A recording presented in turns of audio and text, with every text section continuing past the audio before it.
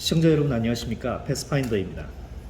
오늘은 6월 초순부터 논란이 있었던 국정원 인사 문제에 대해 좀 말씀을 드리고자 합니다. 일부 언론이 보도한 것은 국정원 내부의 한 파벌이 제공한 정보였고, 실제로는 국정원 내에서 지금도 남아있는 좌파 세력들이 진성 우파 요원들을 몰아내려고 공작을 하는 중이라는 주장도 나왔습니다. 인사 문제 시작은 6월 초순에 윤석열 대통령이 재가를 했다가 일주일 만에 반려한 그 1급 요원들 10명에 대한 보직 인사 문제였습니다. 이를 두고 일부 언론은 국정원장 비서실장을 지낸 김모 방첩센터장이 전문성도 없는 자신의 측근들을 해외 거점장 등에 배치하려 했다고 보도했습니다. 그리고 이때 나온 이야기가 일본 거점장, 미국 거점장, 즉 도쿄와 워싱턴에 보낼 사람이었습니다. 결국엔 이게 보도되기 직전에 김 방첩센터장은 면직을 당했습니다. 처음 보도가 나온 뒤 사나흘 동안은 이 김 방첩센터장이 나쁜 놈인 것처럼 이렇게 묘사가 됐습니다. 그런데 며칠 뒤부터는 조금씩 달라졌습니다. 주로 우파 유튜버들이 전직 국정원 요원의 기자회견 내용을 전하면서부터입니다. 그 주인공은 과거 김대중 전 대통령의 노벨상 수상공작, 이름하여 블루카펫 프로젝트에 참여했던 김기삼 뉴욕 변호사입니다. 김기삼 변호사와 같이 작업을 했던 그 당시 청와대에서 국정원으로 파견 나온 사람은 현재 더불어민주당의 경기도 지역 국회의원입니다. 아무튼 김기삼 변호사는 김대중 정부 시절 국정원 내부 상황에 환멸을 느끼고 국정원을 관둔 뒤 2001년 11월 미국으로 떠납니다. 그리고 얼마 뒤에 미국에 망명을 신청해서 거의 10여 년 뒤에 받아들여지게 됩니다. 이 김 변호사가 이후에 DJ 정부 국정원에서 일어났던 반역적인 일들을 폭로했습니다. 그의 말에 따르면 국정원은 사실 엉망이었습니다. 그런 그가 거의 10년 동안 침묵하다가 최근 국정원 인사 문제를 두고 미국에서 기자회견을 열었습니다. 그 김 센터장의 인사는 전횡이 아니었고, 그가 말한 일본 거점장과 미국 거점장이 그와는 실제로 측근이 아니라 일면식도 없다는 이야기였습니다. 또한 김 센터장에게 인사 전횡을 저질렀다고 주장한 사람들은 국정원 내에 있는 기회주의 성향의 생계형 우파와 친문 좌파들이며, 이들이 현재 국정원에 남아있는 5%도 채 안 되는 진성 우파 요원들을 제거하려고 이번 일을 저질렀다고 그는 주장했습니다.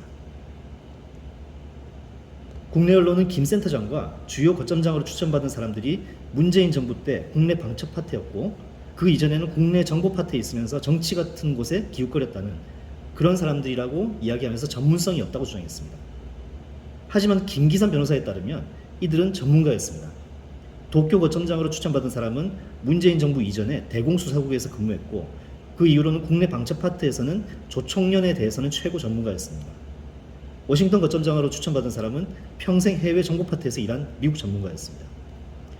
김기삼 변호사는 그러면서 김 센터장이 방첩을 맡은 뒤에 어떻게 됐냐고 기자들에게 반문했습니다. 실제로 여러분들이 아시는 올해 초부터 불거진 4개 간첩단 사건이 김 센터장이 방첩을 맡은 뒤에 수면 위로 올라왔습니다. 이 사건들은 모두 문재인 정부가 수사 건의를 묵살했던 것들입니다. 지난해 5월에 임명된 김규현 국정원장은 친문 세력과 종전선언 및 평화협정 지지자, 기밀 누성들을 저지른 배신자, 문재인 정부에서 2등급 이상 승진한 사람은 앞으로 승진과 주요 업무에서 배제하겠다는 인사원칙을 밝힌 바 있습니다. 김 센터장이 연루했다는, 윤 대통령이 반려했다는 인사안은 사실 김규현 원장의 원칙에 따른 것이었습니다. 이 김규현 국정원장의 인사원칙은 지난해 10월에 어떤 논란으로 외부에 알려졌습니다. 그 당시에 윤석열 대통령이 임명한 검사 출신의 조상준 국정원 기조실장이 김규현 원장이 없는 동안에 자기가 만든 인사안을 대통령실에 올렸다가 뒤늦게 난리가 난 겁니다. 그런데 알고 보니까 이 조 실장이 내놓은 인사안은 국정원 내부 인사들이 제시한 의견에 따라서 만든 것이었습니다. 국정원 내부 인사들은 대탕평이 필요하다고 그렇게 주장해서 친문 성향이거나 좌파 성향의 요원들도 승진이 가능하게 인사안을 짰던 겁니다. 그런데 김규현 원장은 앞서 말씀드린 것처럼 이런 인사에는 반대를 했었고, 결국엔 이게 논란이 되니까 윤석열 대통령은 김규현 원장의 손을 들어주면서 마무리가 됐습니다. 그런데 이런 논란이 올해 6월 달에 다시 불거진 겁니다. 김기삼 변호사에 따르면 조성준 기조실장이 물러난 뒤 더 심하게 편향된 주장이 국정원에서 나온 것을 두고 그 배후에 권춘택 국정원 1차장이 있다는 주장이 있었습니다. 이명박 정부와 박근혜 정부 때 이 권춘택 차장이 잘했기 때문에 윤석열 대통령이 김규현 원장과 함께 임명한 이 권 차장은 자기가 데리고 있던 부하들부터 챙기고, 그 다음에는 국정원 내에 다수를 차지하는 그 기회주의형 우파와 좌파들의 의견에 따라서 국정원 인사를 하려 했다는데 이를 갖다가 관철시키지 못하니까 결국에는 김 센터장을 비롯한 우파 요원들에 대해서 마타도를 만들어서 언론에 흘렸다는 게 그게 김기삼 변호사의 주장입니다. 그리고 이런 권춘택 차장의 뒤에는 그 서해 공무원 피살 사건으로 기소된 노은채 전 국정원 기조실장의 핵심 측근들이 있다고 합니다.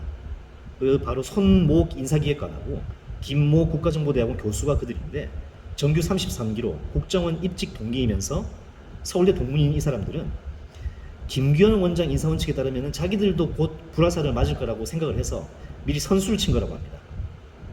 그리고 이 선수를 쳐서 김규현 원장 체제를 흔들려고 했다고 합니다.